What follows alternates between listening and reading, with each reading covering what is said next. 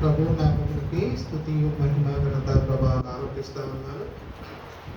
ఈ సమయం ఇచ్చినటువంటి దైవజనులకి అలాగే సంఘస్థులందరికీ నా హృదయపూర్వక వందనాలండి. దేవుడు నా జీవితంలో చాలా గొప్ప కార్యాలు చేశాడు. మొదటిగా నేను చెప్పానంటే జాబ్ విషయంలో నేను ఒక సంస్థలో అరౌండ్ 6.5 years పనిచేశాను నమ్మకంగా. తర్వాత అనుకోని రీతిగా రిజైన్ చేశాను. రిజైన్ చేసిన నెక్స్ట్ డేని నాకు తెలియకుండానే దేవుడు ఇంకొక ఆఫర్ అనేది సిద్ధం చేసి నేను ఆ జాబ్లో జాయిన్ అవ్వడానికి దేవుడు ఎంతగానో డబల్ శాలరీ ఎక్కడ వచ్చేదానికన్నా కానీ డబుల్ ఇంక్రిమెంట్ దేవుడు నాకు మంచి జాబ్ అనేది దయచేశారు. అలా ఇప్పుడు మళ్ళీ 2.5 years నుంచి కంటిన్యూ చేస్తూ ఉన్నాను. కానీ కొన్ని విషయాల ద్వారా క్రైస్తవులుగా మనం జీవిస్తున్నప్పుడు ఎన్నో ఆఫీసెస్లో ఎన్నో ఎదుర్కోవాల్సి వస్తూ ఉంటుంది. అలాగే నా విషయంలో కూడా జరిగింది. లైక్ కమ్యూనిటీ విషయంలో వాళ్ళు చాలా తేడాగా మాట్లాడటం, అది నాకు నచ్చకపోవటం. నేను ఇమీడియట్గా రిజైన్ చేసేసి నోటీస్ పీరియడ్లో ఉండేసి బయటకు వద్దామని రిజైన్ చేశాను.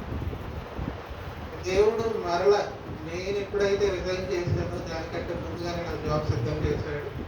మరలా ఇక్కడ శాలరీ విషయానికి వస్తే క్రెడిట్ ఇచ్చేదానికన్నా కానీ ఇంకొక 7,000 ఎక్స్ట్రానే దేవుడు మరలా ఇవ్వడానికి దేవుడు ప్రచురించాడు.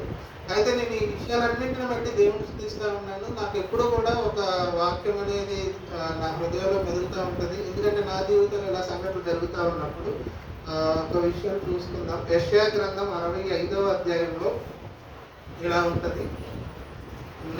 నన్ను వెదకని వారికి నేను దొరికితిని, నేనున్నాను, ఇదిగో నేనున్నానని నా పేరు పెట్టబడిన జనముతో చెప్పుచున్నాను. అలాగే 24లో ఇలా ఉంటుంది.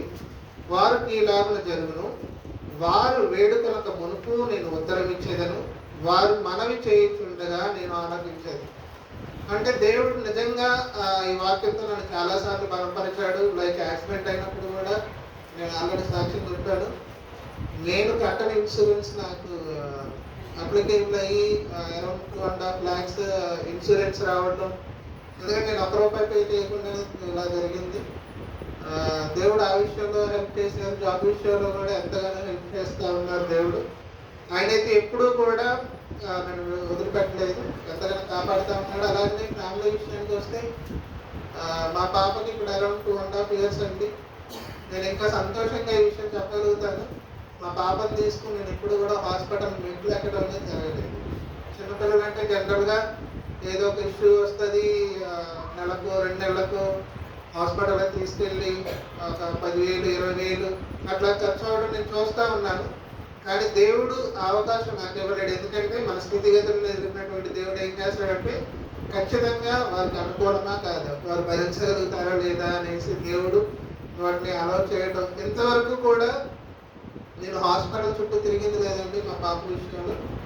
కానీ రీసెంట్గా మా మిస్సెస్కి టైఫాయిడ్ రావటం ఒక 10 రోజులు అవుతుందండి. కానీ దేవుడు ఎంతగానో ఆరోగ్యంగా ఉంచాడు, అంత బలంగా ఉంచాడు. తను మరలా పరిచర్యలో కొనసాగుతూ ఉంది. వాళ్ళ అమ్మగారి ఇంటి నుండి కూడా తను మినిస్ట్రీలో పాల్గొంటూ దేవుడు నిజంగా తనకు మంచి ఆధిక్యతను ఇచ్చాడు పరిచర్య చేసే విషయంలో. ఈ విషయాలను బట్టి దేవుని ఎంతగానో స్తుతిస్తూ ఉన్నాను. ఈ సాక్ష్యం దేవుడు మన ఇంటిలో మనందరికీ ఆశీర్వాదకరంగా ఉంచును గాక.